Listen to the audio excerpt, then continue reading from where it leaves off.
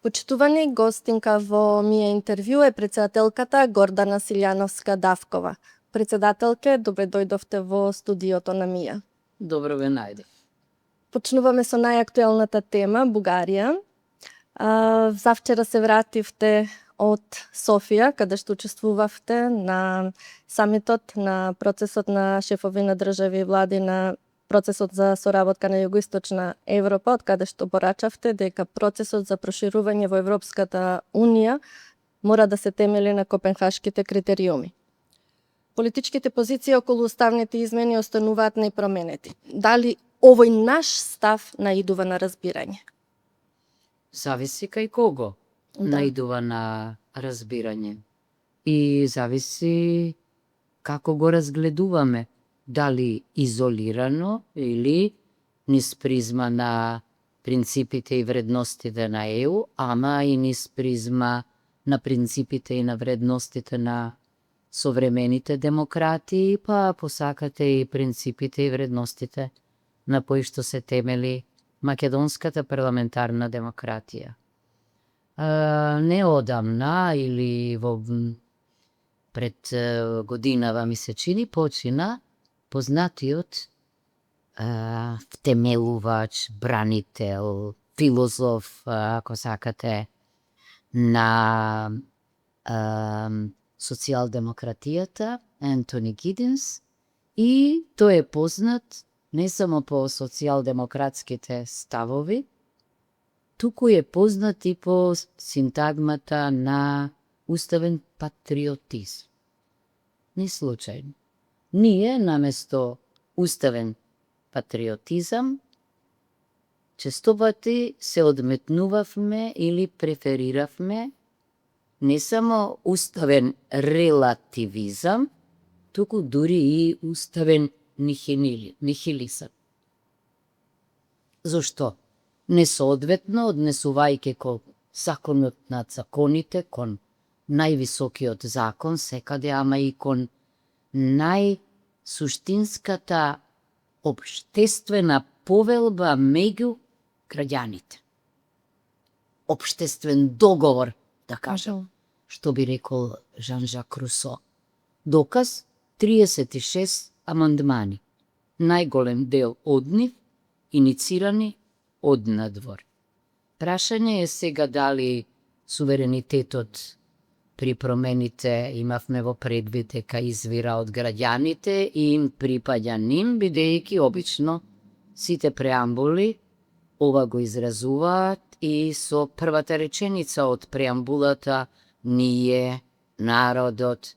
Изгледа кај нас е ние, народот и меѓународната заедница, или ние, народот и Европската Унија, или но зборуваме за устав. И јас затоа секогаш потенцирам дека припаѓам, мислам дека е многубројна групата на конституционалисти кои, кога ги читаат темелните извори или уставните извори на Европската Унија, се разбира дека ги читаат не само низ призма на, не само низ очите на членките на ЕУ, туку и низ очите на кандидатите за кандидати, бидејќи, нели, тие треба европеизирани да отвараат поглавја, кластери или да бидат веќе со европски капацитет кога ќе влезат внатре. И затоа велам дека еве и пред мене се дека не може европскиот конституционализам да обстои ако не ги почитува сопствените вредности, значи членот 2 на договорот за ЕУ, кој што повикува на почит на дигнитетот, слободата, еднаквоста, демократијата, владењето на правото, на човековите права, вклучувајќи ги и малцинските. Тоа е нешто што е врзано директно за Копенхашките критериуми од 93-та година. И всушност на овој член се повикува членот 49 од договорот за ЕУ, кога вели дека нивното исполнување е услов. И тоа не само политички, туку и правен услов за членство. Уште поважен, можеби и порелевантен за нашиот случај, е нешто, членот 4, став 2, нешто што ние во уставното право го нарекуваме клаузула на национален идентитет, бидејќи јасно се вели дека Унијата ќе ја почитува еднаквоста на сите членки, ама ова членки се разбира дека значи не само на тие внатре, туку сигурно и на оние кои што сакаат да влезат внатре. Зошто? Бидејќи се однесува на националниот идентитет, на културниот идентитет и ова најважното, инхерентен на фундаменталните политички и уставни структури на државата. Значи, ЕУ ќе ги почитува уставните и политичките структури. А и логиката на другата група, кои велат дека, ама не, ова се однесува само на членките внатре. Пазете, значи вие не мора да ги исполнувате овие критериуми кога аплицирате, ама откако ќе влезете.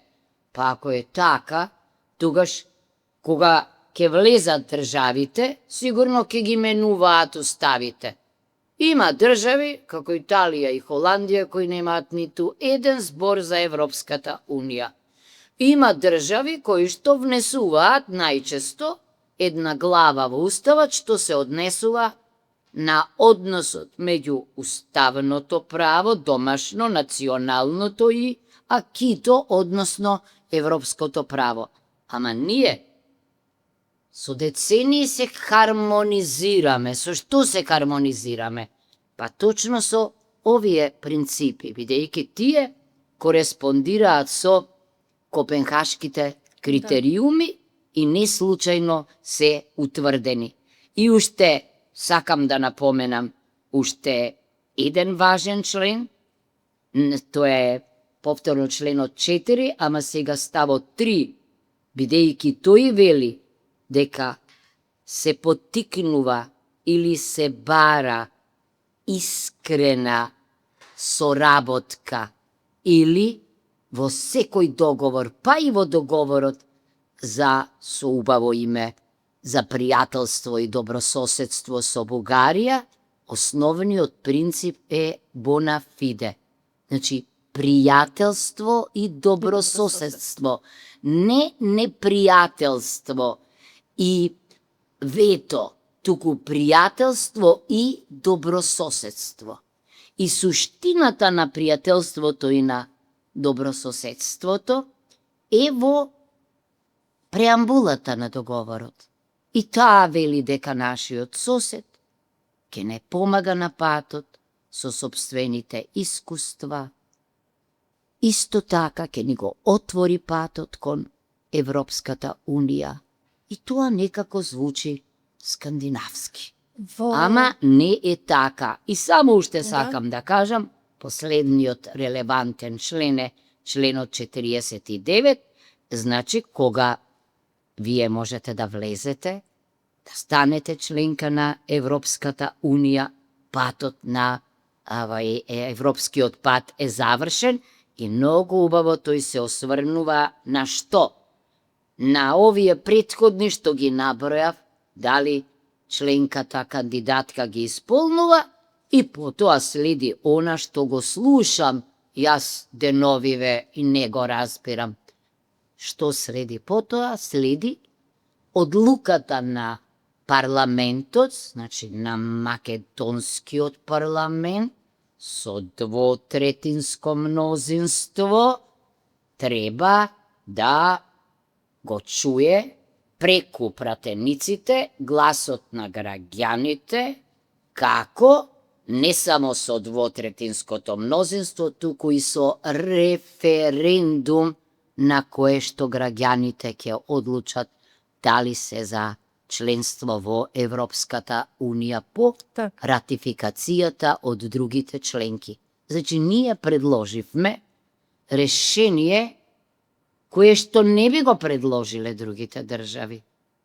Решение дека ајде и по 37 пат ке менуваме устав, ама оставете не да се европеизираме на патот, да станеме компатибилни со она што го бараат копенхашките критериуми, како?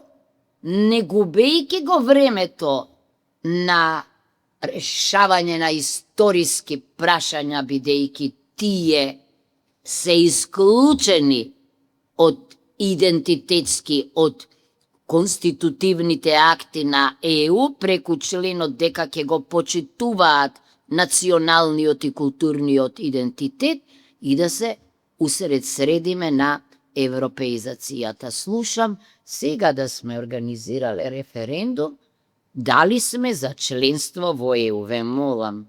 Да. Молам. Во јавноста одекна вашата изјава од последното интервју што го имавте, во кое велите дека е можно некој недоволно да го разбрал вториот протокол. И во Софија исто така категорично кажавте дека вториот протокол е проблематичен. Видете, многу чудно е тоа. Не треба човек да ја знае Виенската конвенција за правото на договори.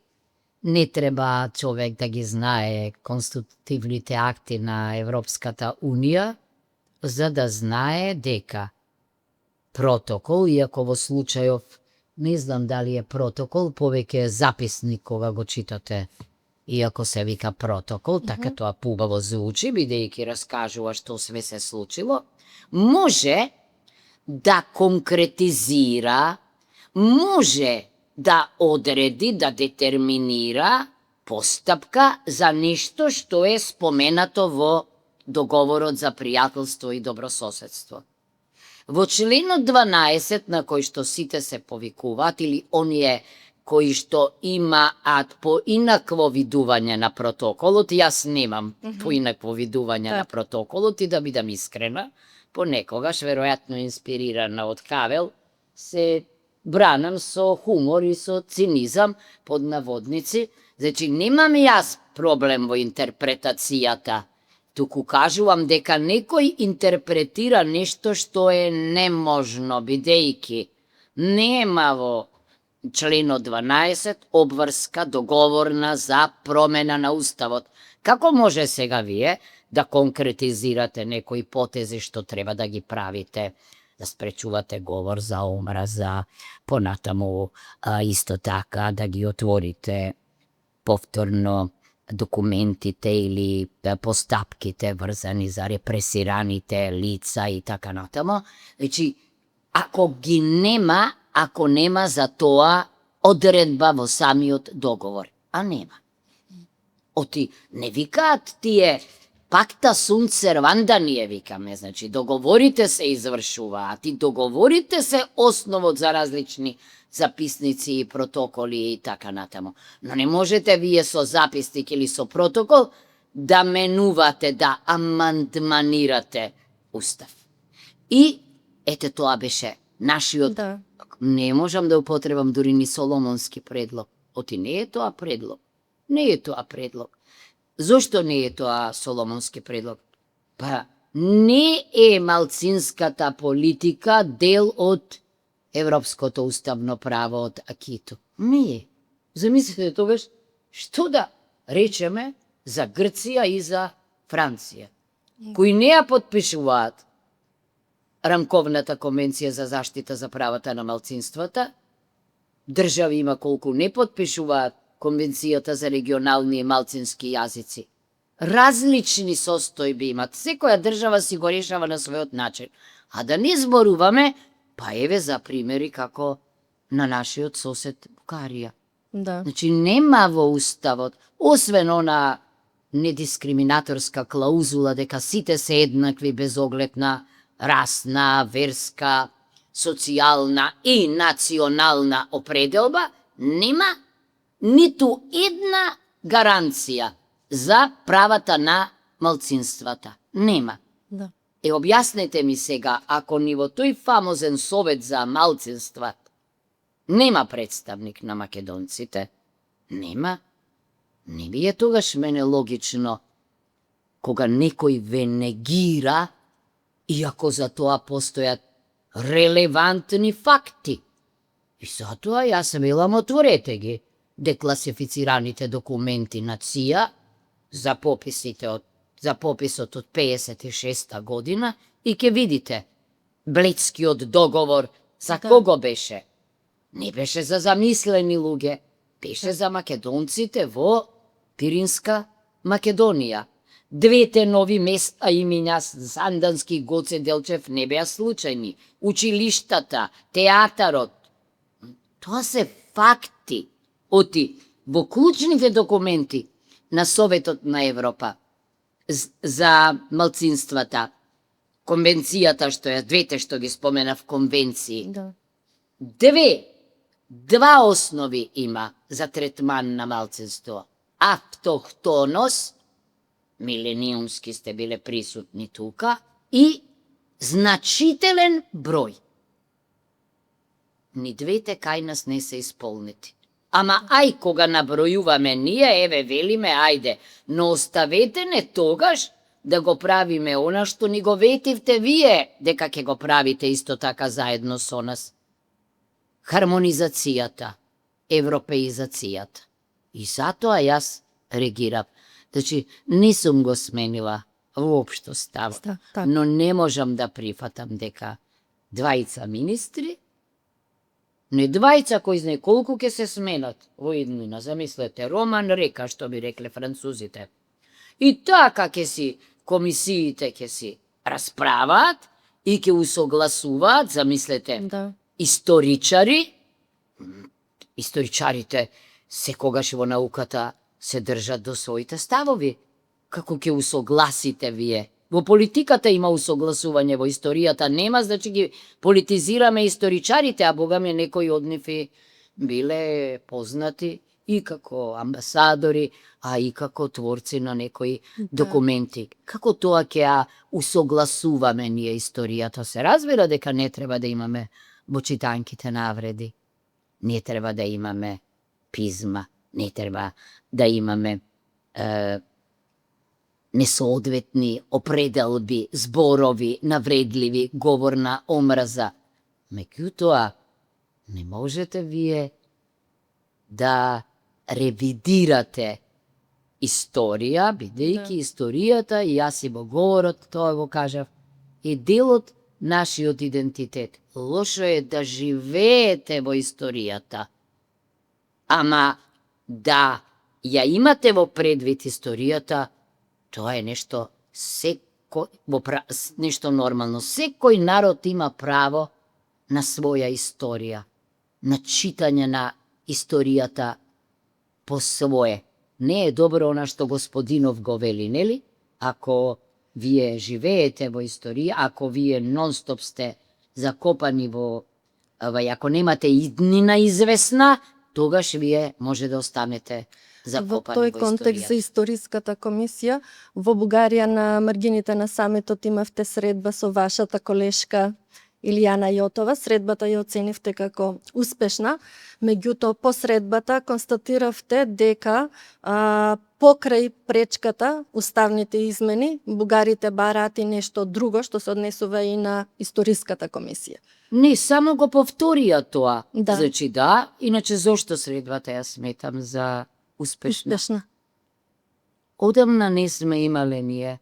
Јас сум се среќавала со господинот Радев, тоа биле пристојни разговори, но еве сега отидов во Бугарија, го искористивме поводот кој е прекрасен, пред Да. 30 години, замислете. Да. Во Бугарија, во Софија, не случајно е врзана името со мудроста. со знаењето.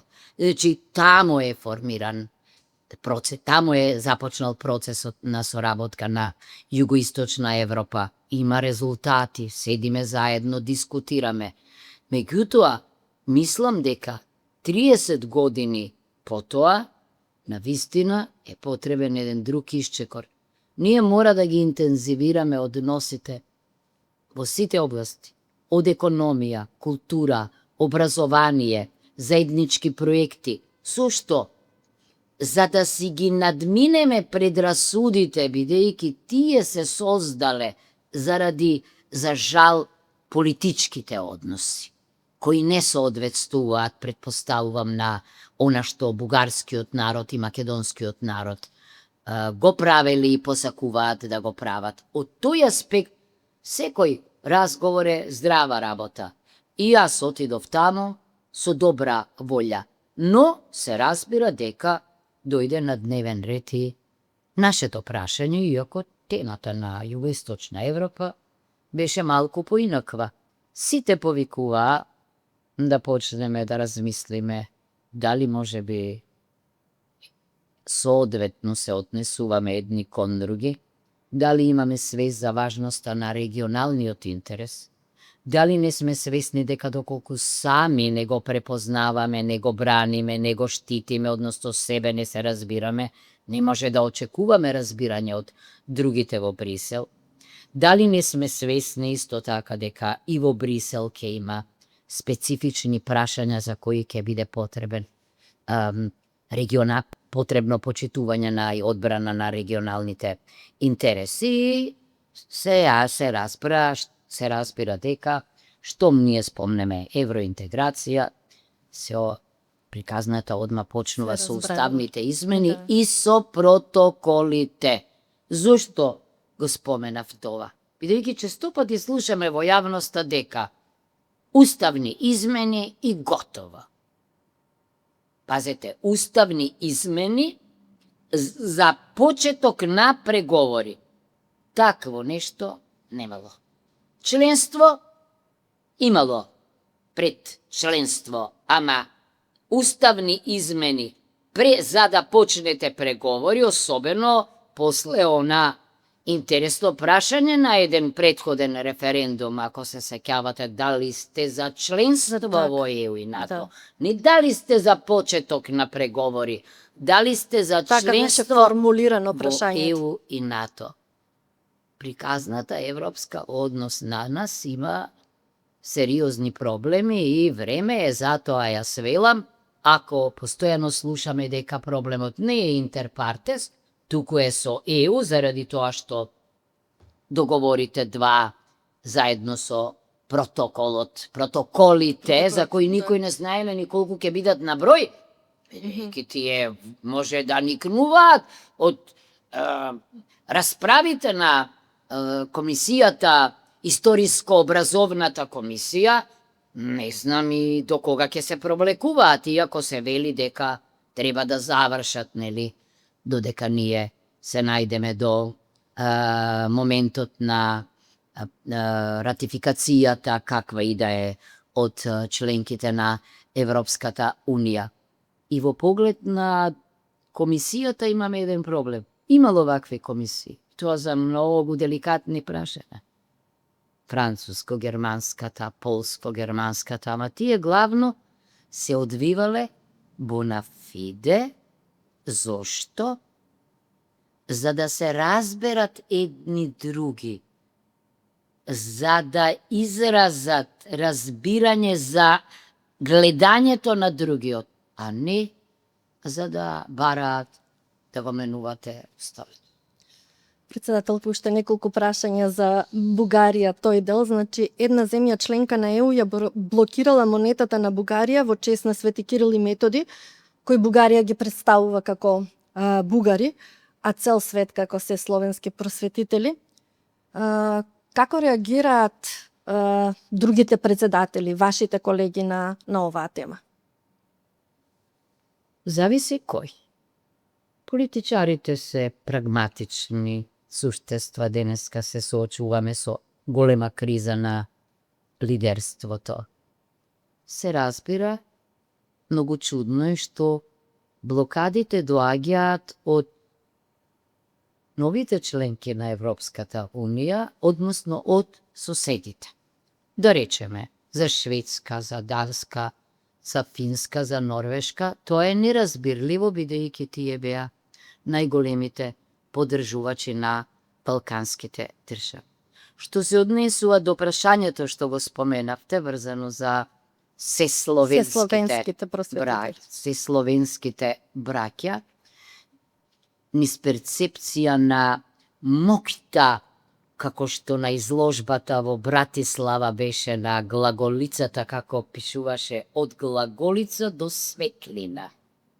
И извонредна изложба, која, патем да кажам дека ќе биде прикажана, изгледа, во договори и во Рим, во црквата Словачка на Свети Кирил и Метод, обединувачка моќ, неверојатна има. Се разбира мислата, азбуката, просветата, јазикот, Библијата кога ја читате, Так. нели на словенски јазик.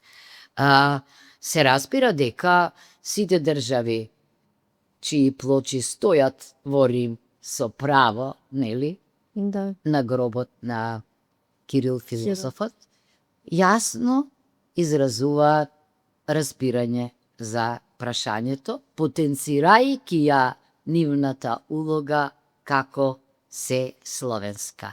Сега јас не сакам да коментирам во однос на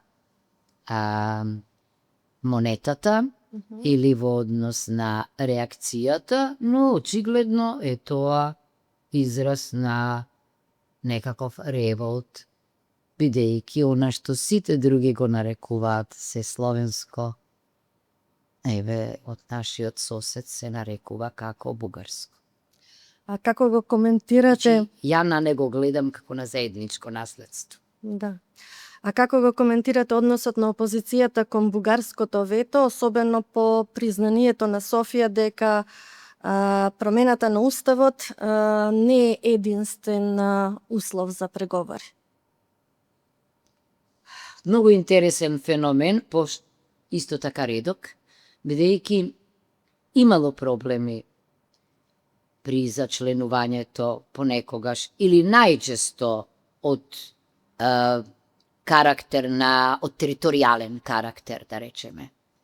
Меѓутоа, не постои евроинтеграцијски процес во кој што сите граѓани во една држава без оглед на етничка, верска, односно партиска припадност, не зборувале во еден глас хорски, кога се однесувало на националните интереси. Так. Ние и тука сме специфични. Јасно е зошто. Бидејќи, уште во процесот на превземањето на обврските, клучните обврски, на кои што сега се повикуваат за извршување, имало длабоко неразбирање. Јас паметам какви протести имавме, но во една не многу транспарентна постапка, без вклучување не само на опозицијата, туку и на граѓаните, биле носени одлуки кои што се од темелно значење за нашиот идентитет и за нашата држава. За такви одлуки е потребен консенсус. И предпоставувам дека исто така тоа е на некој начин чутно, бидејќи прагматичноста ве води на ваква констатација. Извинете, но ние не ви ги наметнавме овие решенија, туку вашите високи представници, власт, тоа го прифати како компромис. Се разбира, кога верам прагматични, никој не знае дека постапката во парламентот, бидејќи самата бев тано, беше нетранспарентна. Ние не ги добивме ниту преговарачката рамка, ниту за клучоците. Имаше некоја информација за заклучоците. Но резултатот сега е познат. Сепак, јас мислам дека е крајно невообичаено и во годишни извештаи, и во определени рамки да пишувате дека треба прво да го смените уставот, ЕУ да бара од нас да го смениме уставот, за да почнете преговори. Може би и би разбрала вакво барање, доколку во нашиот устав нема гаранции за малцинските права. Но нашите гаранции, како што рече Венецијанската комисија, се над европските, а мислењето од 2008 за бугарскиот устав е така убаво срочено дека би можела Бугарија да размислува или треба да го смени уставот за да гарантира минимум малцински права. Уште некое прашање околу Бугарија. Новинарот на ФАЦ Мартенс анализира дека бугарското влијание во Македонија, односно така наречениот soft power или мека моќ, е драматично влошено, односно дека е најниско во историјата. Дали се согласувате со таквата оценка? Се согласувам. Мгм. Се согласувам. Моќта на или ако сакате влијанието, важноста на меката моќ, на soft power, неверојатно расте. Особено би требало во европски рамки да се преферира. Тоа што сега ние се соочуваме со војна е за жал манифестација на силната моќ, на тешката моќ. Но границите на меката моќ се неверојатни и да бидам искрена, има многу примери. Културната дипломатија, например, може да направи многу нешта побрзо и подлабоко и подобро од што традиционалната демократија. Мартенс е во право. Тој извореден познавач на приликите и неприликите во регионот и веројатно споредбите ги прави со држави каде што и во соседството, меѓутоа и во европски рамки, каде што она што никогаш не може да го направи голата моќ, силната моќ, го прави меката моќ. За жал, не ми е јасно зошто се пропушта оваа прилика. Затоа и јас го оценив моето одење во Бугарија како добро, бидејќи поводот беше друг, но поводот беше извонреден. Свест, регионална свест, југоисточна Европа, за потребата од заедничко чекорење во европеизацијата или во европеизирањето, понатаму исто така градење на добри односи со соседите, помагање на соседите, дури и ние ми се чини се радувавме кога Бугарија и Романија влегоа, иако имаше забелешка, особено на битката со корупцијата и криминалот. Зошто? Со надеж дека кога соседот влегува, сигурно дека ќе посака и ние подоцна да се приклучиме. Значи, всушност, самата Европска унија, формирањето и проширувањето е едена филозофија или еден систем на мека моќ. Вие проблемот на Грција со нејзиното влегување во ЕУ, преку демократизацијата, го надминувате, да не зборуваме за Шпанија, да не зборуваме за Португалија, после, падот на режимите. Тоа е најважно, зашто тамо можеме ние заеднички да ги на европски начин, низ правилата на Европската унија, на поинаков начин да ги решаваме меѓусебните проблеми. Кој е рецептот на Вето не е мека моќ. така, Вето е најголем јас- непријател на мека моќ. Да. Кој е рецептот Бугарија да го врати имиџот што го имаше во првите години по признавањето од страна на Софија? И самата се сеќавам во 90-тите години се радувате дека вашиот сосед ве признава и покрај некои забелешки во процесот на признавањето околу јазикот. Меѓутоа си велите, ова е одличен потек. Па тоа беше таа, кога на некој начин се среќаваат, се сретнуваат, се обединуваат добрата намера, меѓутоа исто така и свеста за заедничките прашања и проблеми. Сега, кога човек ќе се сети, сум имала прилика лично да го сретнам господинот Желјо Желев, филозоф беше.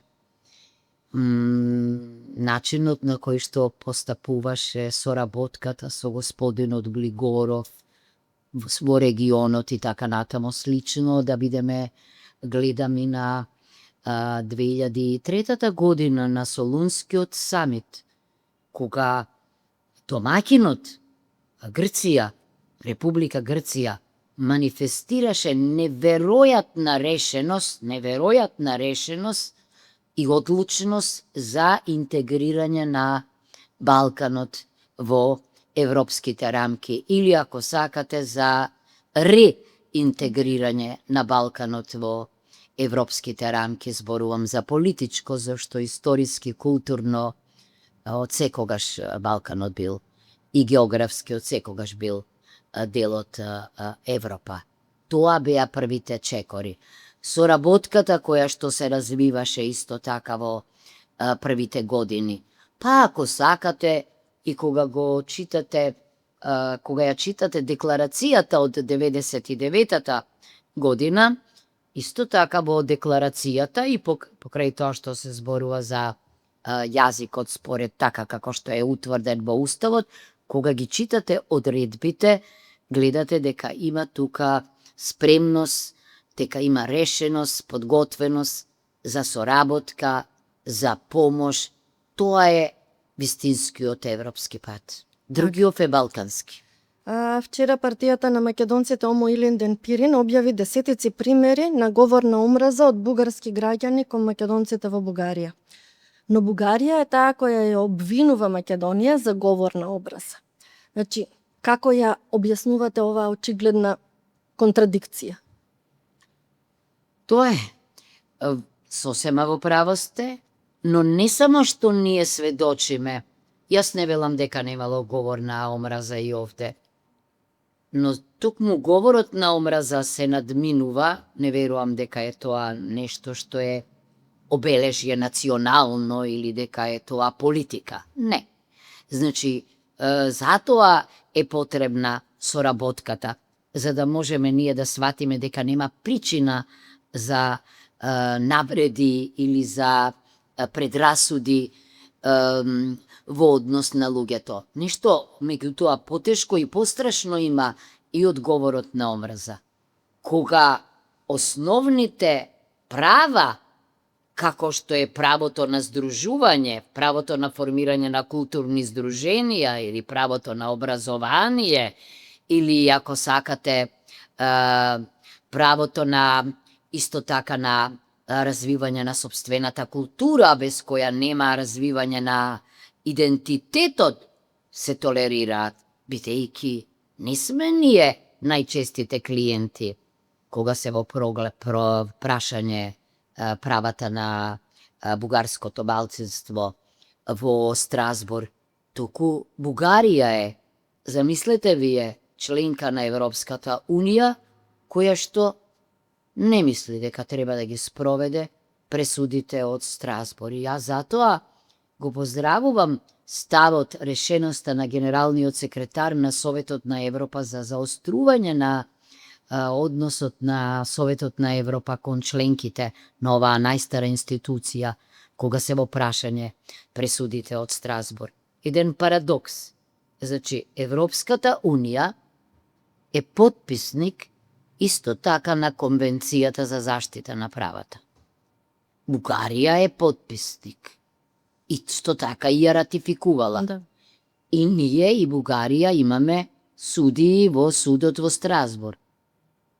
Објаснете ми тогаш, ако се работи за 20, од кои во моментов ми се чини 14 се активни, каков е тогаш тој однос кон судот во Страсбург? А тој е заштитникот на човековите права, вклучувајќи го и правото на недискриминација. Исто така, не само на европско тло, во Њујорк, Комитетот за заштита на правата исто така констатираше дека во поглед на формирањето на културно здружение со образложение, замислете дека од технички причини, значи, луѓето од македонците од Бугарија немаат проблем технички да поднесат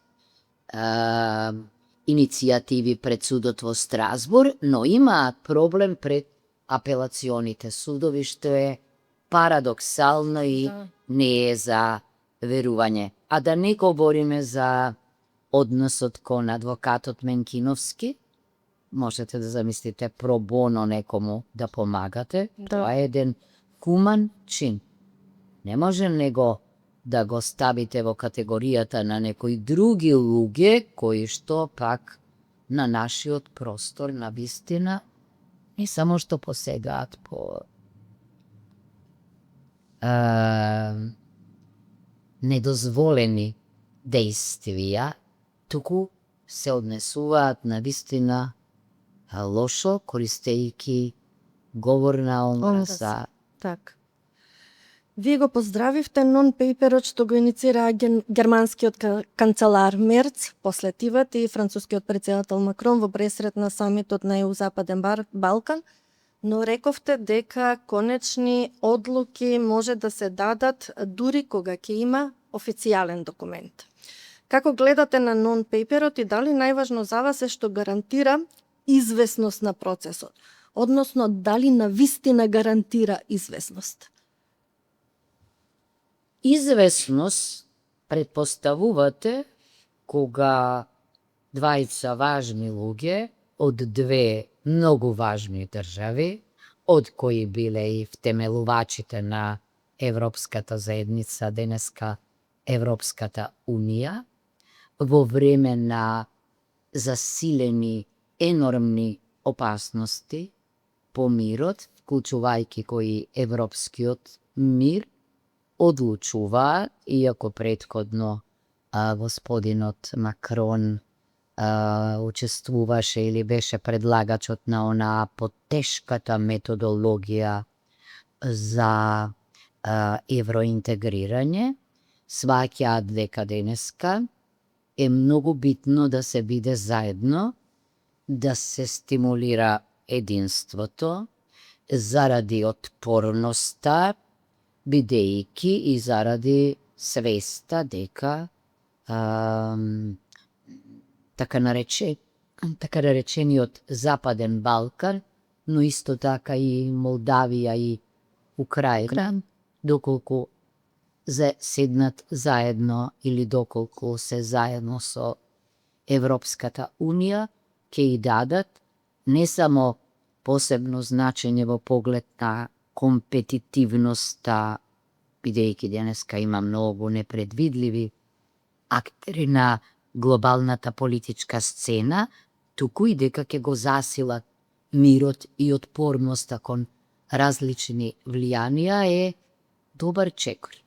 Кога реков јас дека сакам да почекам нешто што не е хартија да стане вистински документ, се покажа дека не беше случајно, оти многу брзо потоа бидовме и на иницијатива на неколку држави, повторно во поглед на прашањата што беа третирани во предлогот на господата Макрон и Мерц. Значи, тоа е она од што се водев, јас не гледам и мислам дека ниту една држава не гледа на ваквиот модел, како на замена и статус на членството во Европската Унија, но во овие времиња, невремиња, важно е да бидете присутни на пазарот, важно е студентите да може да се движат, важно е да бидете во кондиција да ги следите, да ја следите дебатата, па дури и да не учествувате во одлучувањето за овие работи. Важно е што овие сите кои чекаат одеднаш сега ќе имаат шанса да се најдат заедно. Сега знам ке ми речете мене, да, но кај нас е нешто поинаку, зашто Да. за да разговарате Со Црна Гора е поинаку. така, за да Да. разговарате за кластери и поглавија, треба да сте и почнале преговорите и затоа... Процесот за проширување е отворен. така, Црна така. Гора би требало да биде следна земја членка за која што имаше извесен термин. Вие тогаш споменавте дека сепак Црна Гора 2028 е извесен 28. термин, Да. но на Балканот се појавуваат непредвидливи ситуации, дури можете и вие да добиете ратификација од членките од повеќето, меѓутоа повторно на Балканот може некој да има и во последниот чин, кога треба да станете членка, можност да го употреби ветото или претходно исто така да бара решавање на некои прашања кои што не се многу врзани за копенхашките критериуми, туку имаат некоја историска сенка или пак повторно имаат некако идентитетско обележје или значат билатерален проблем кој воопшто не е мултилатерален. На тоа треба да внимаваме. Контекст, колку се отворени портите за нас. Колку се отворени, вака како што гледаме од non-paperот, да, отворени се прилично во многу области. И тоа е добро. Добро е, оти го видовме по СЕПА и резултатите од СЕПА. Го видовме од ТАјЕКС и по резултатите од тоа. Многу такви има можности и тоа е всушност суштината на европеизацијата. Ако ме прашувате мене, воопшто мојата перцепција за Европа, за членство не е на зелената маса да блокирате некој друг. Не. Да. Напротив, да креирате заеднички политики или да му помогнете на тој другиот да седне до вас, за да можете полесно да ги надминете проблемите кои ви се заеднички. Но повторно велам, ние како и досега секогаш некако сме исклучок. Но не поради нашата себе исклученост во поглед на многу прашања, туку заради тоа што некој друг има сега забелешка на нешто што е само наше. Историја, идентитет, треба да разговараме, нема проблем да разговараме. Меѓутоа, не можеме ние да ревидираме историја на барање на некој друг. Се покажа дека сите такви чекори, кога не извирале решенијата одовде, не биле граѓански консензус, не биле трајни решенија, туку само оставале простор или охрабрувале некои други да поставуваат нови прашања. Јас се надевам дека сепак, ако проблемот не е само билатерален, туку е, како што слушаме, нели, проблем со Европската Унија, дека има тука решенија. И тоа има. Јас многу пати велам дека и политичката креативност, иако не е уметност можно, то понекогаш не познава граници, не се работи само за нас. Се работи за принципите и вредностите на Европската Унија.